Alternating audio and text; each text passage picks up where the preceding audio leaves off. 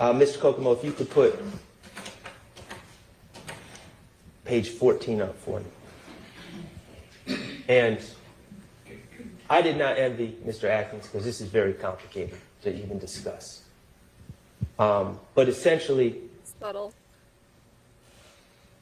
The way I'm going to try to break this down is that the state needs to prove all elements of this case and all elements of this charge beyond a reasonable doubt, each and every element. And I'm going to focus on two different aspects as it relates to the case against Shannon Stillwell, this RICO case, count one. The knowing and willfully conspired with one or more others to participate in the enterprise through a pattern of racketeering activity. So that's the first thing we're going to focus on, whether it's been proven beyond a reasonable doubt that Shannon Stillwell knowingly and willfully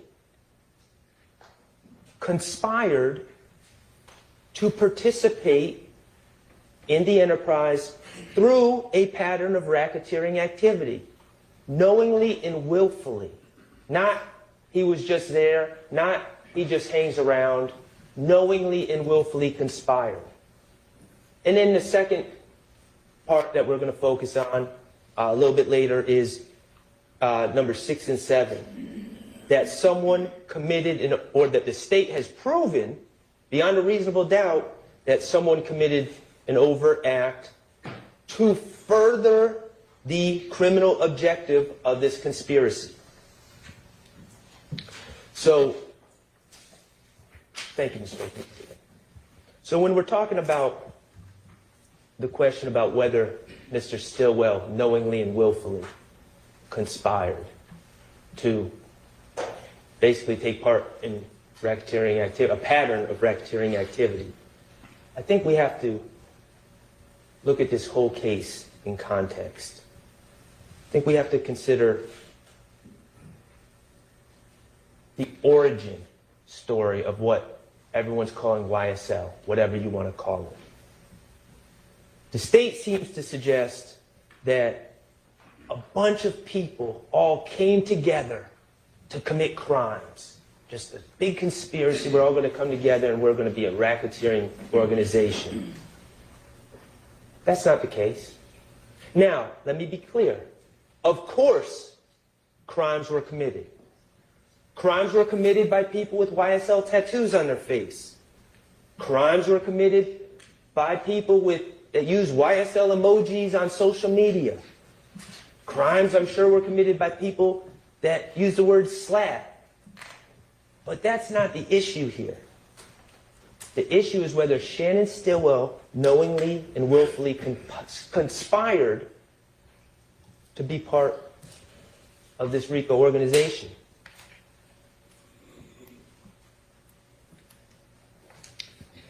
We've heard from different young men, and again, we heard from them in the year 2024, talking about things that happened in 2012, 2013. So please keep in mind, when you see a 28-year-old testifying in 2024, we're talking about maybe a 16-year-old back in 2012. And we've heard testimony from people from Cleveland Avenue. We heard from Walter Murphy. We heard from Trontavia Stevens. We heard testimony from people from Capitol Homes. We heard from Quindarius Zachary. We heard from Antonio Sledge. We know that my client, Mr. Stillwell, is from Thomasville. We know that he was raised by his grandmother. His mother was never part of his life due to her drug addiction. We know about these communities, about poverty, about the lack of education. I'm not trying to paint with a broad brush. This does not apply to everyone in these communities. But as a whole, we know the struggles that these communities have had. Lack of education, underemployment, drug addiction, kids looking for food, sharing clothes with peers, hopelessness, a sad, tacit acceptance that it's either rap, prison, or death. That's the reality where a lot of these kids at the time were living. And the state, throughout their presentation of this case, has played several videos of people, of young people in parking lots, at parks. Some of them might have a gun, using foul language. Someone might be smoking marijuana. Some might be saying slap. A lot of times people are, and it's kind of sad to watch, a lot of people talking about all the stuff they got, when we all know they really don't have anything. About all the cars they own. Remember that one gentleman? Oh yeah, I'm getting my daughter this, I'm getting my son that car. You know, cap. We saw those videos, and I'm watching all these videos, and I'm wondering, you know, what's the point? Why is the state playing this?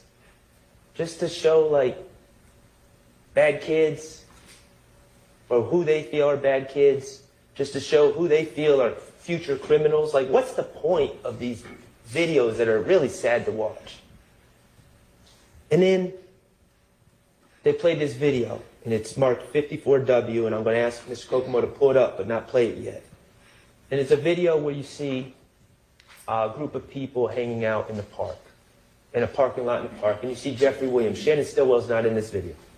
And you see Jeffrey Williams leaning on a car. And you see his emaciated body. You see his teeth that are rotten. He's wearing pants that are clearly too short, too small, clearly been handed down, traded. They didn't come out of Fitz Plaza. You see him wearing a Alabama Letterman jacket. And I'm not talking about like the cool Letterman jacket that you might get at Mitchell and Ness. That's where you get like high-priced sporting goods, throwback stuff. Not cool like that. Like one that was probably made in the 80s. The Letterman the sleeves are all nasty, and the thing comes down to like his navel. And people are picking at him. Not in a harmful way, but picking at him, picking at his clothes. Go ahead, Mr. Kokomo. Checking out here. Hold on, look. My partner say the man stole his swag. No. Hey, Jay, how you say he do it? Hold on. Let me wind it out. Hold on. My nigga, Lil Chell say he the king of white swagging, right? Shut up one time. Let's just let these folks see what you're doing now. Brought out right here, man. You know what I'm saying? All right, you check him out now. What happens there? I think about when I was young. If I had to struggle, if I had to wear clothes that I was embarrassed about, if I was embarrassed about anything, I would hide, I would run, I would stay inside, I'd be ashamed, I might lash out at people picking at me. But what happens there? Jeffrey Williams takes those clothes, those tattered clothes, those old clothes, those ill-fitting clothes, and he twists it. He turns it around. Now, these aren't rags. This ain't nothing to be ashamed of. You can take it down. This is white boy swag. This is swag. Think about that for a second. What that means. And I'm not suggesting Shannon Stillwell saw that video. But that mindset. I'm not ashamed where I came from. In fact, I'm going to turn it into a positive. I'm going to turn it into a sense of pride. And lo and behold, what happens? Everyone starts wearing the skinny jeans. Now think about if you're Walter Murphy. Think about if you're Trontavious Stevens in that Cleveland Avenue neighborhood. You're struggling, you're dealing with the same things that Jeffrey Williams is. And you're ashamed and you don't feel good about yourself.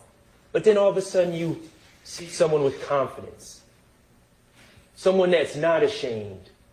And all of a sudden, you know what else? They can rap. And people are starting to pay attention. And the shows start being booked. And 1 second it's around the corner, next second it's up the street, and then all of a sudden it's downtown Atlanta. Think about the pride. If you have nothing, and you see someone that you know making it, and making it on his terms, with that level of confidence. Now think about if you're Shannon Stillwell, raised by your grandmother, facing many of the same issues that Jeffrey's talking about, that he's rapping about, that these young men in Cleveland Avenue are facing, many of the same challenges. And then you also want to be a rapper. And all of a sudden, this person that you can identify with, this person that has the confidence you wish you had, this person that's taking everything negative and turning it into a positive. And then he raps too. And it's all blowing up in your backyard. And you want to be a musician. And you want to go into the studio. And you want studio time. And you know Jeffrey Williams and his friends have studio time. Because now they have backing. And studio time ain't cheap. And you want connections. And you know he has connections. And you know those connections have paid off. B Slime, we know he's been on songs with B Slime. Vito, a songwriter for 300 Entertainment. Dolly, Rooney Lee, a signed artist. Shannon's been on songs with him. If you're Shannon Stillwell, isn't that exactly where you'd want to be? Isn't that exactly who you'd want to associate with? Not to conspire to violate any RICO laws. You want to be there because he's doing what you want to do and you are identifying with him.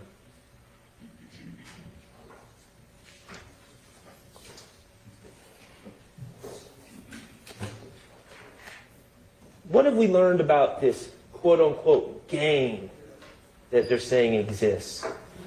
You know, Detective Belknap, the first time he testified, talked about gangs and talked about red and blue don't mix. They have a solid hierarchy and structure, strict rules, chain of command. You're beaten in. You can't get out. If you try to get out, you're beaten out. If you're false flagging, if you're claiming to be part of the gang and you're not, severe repercussions occur. Well, what do we know about YSL? This group of young men, many of whom are musicians, many of whom have known Jeffrey Williams since they were little, who are thrilled for his success, who are living through him. Well, there's no initiation, no dues, no money sharing at all, no rules or organizational structure, no hierarchy, no rules about false flagging. Anyone can do it. Everyone does do it. People all over the world wiping their nose. It's not false flagging because it's not a gang. When LeBron James does it, he's not false flagging because there's no gang. He's showing he identifies with the movement. He identifies with the confidence that Jeffrey Williams shows. He identifies with turning negative into positive. There's no gender rules in YSL. And there's no exclusions. You're a square, you're in. Sure. Whatever you want. You're a blood? Yeah, you can hang out. You're a Crip? Yeah, you can hang out. You're not affiliated at all? Yeah, you can hang out. You an athlete? Sure, you can hang out. You a musician? Yeah, you can hang out. You a nerd? Yeah, you can hang out. No one's sending anyone away because it's not a game. It's not exclusive.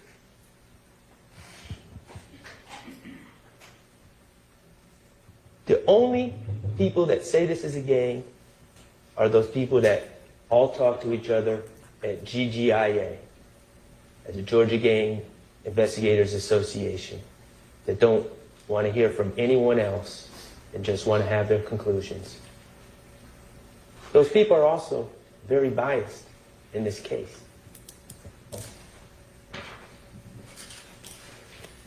So Has the state proven that Shannon Stillwell knowingly and willfully conspired to participate in an enterprise through a pattern of racketeering activity? Well, Mr. Atkins says, well, he killed Donovan Thomas, so that's proof right there. Well, that's pretty circular logic. He didn't kill Donovan Thomas. Well, he killed Shamal Drinks, that's proof right there. No, he didn't kill Shamal Drinks.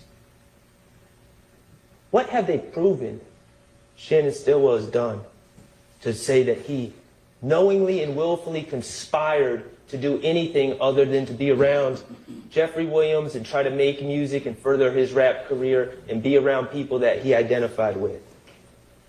Okay? He's been in social media pictures with many of the people that he hangs out with. Okay? He uses the word slack. He uses a green snake emoji. Okay. A lot of people do that. He posted, he spends time in a recording studio with other people that know Jeffrey Williams. Yeah, of course he does. He makes rap videos and posts them online. Yep. Are his friends in the videos? Yep. He uses hand signs such as wiping his nose. Yeah. Post video. The state played one video in their closing about Shannon Stillwell calling out Game. Look at the bottom of that video. What's it say? Baller alert. Shannon wants to be a rapper.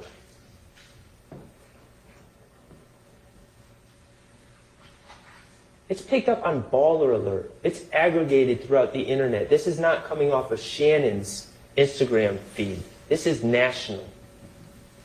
Think about how many eyes are seeing that. Someone that no one knows calling out, trying to pick a fight with a well-known rapper. The Game.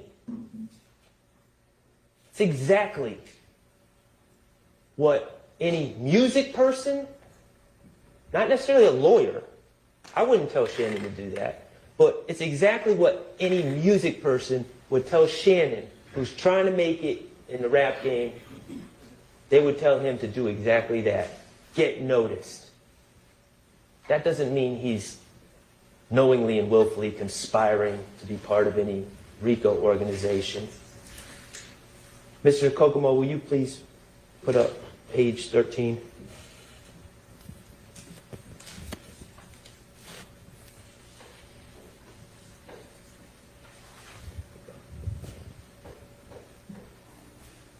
This photo was put in by Attorney Steele. Who's going to tell LeBron that he's acting like a RICO conspirator? Who's going to tell LeBron that he's now a hybrid gang member? I mean, he's wearing two colors. In He's got fact, the yellow. We just heard that the state said about wiping the nose meant, according to the gang experts. Who's going to tell LeBron that he's like ordering a hit in the middle of NBA warm-ups? Does that make any sense? Is what the gang investigators say, should we really take it? Hook, line, and sinker? I suggest we should not. Okay, I'm going to move on to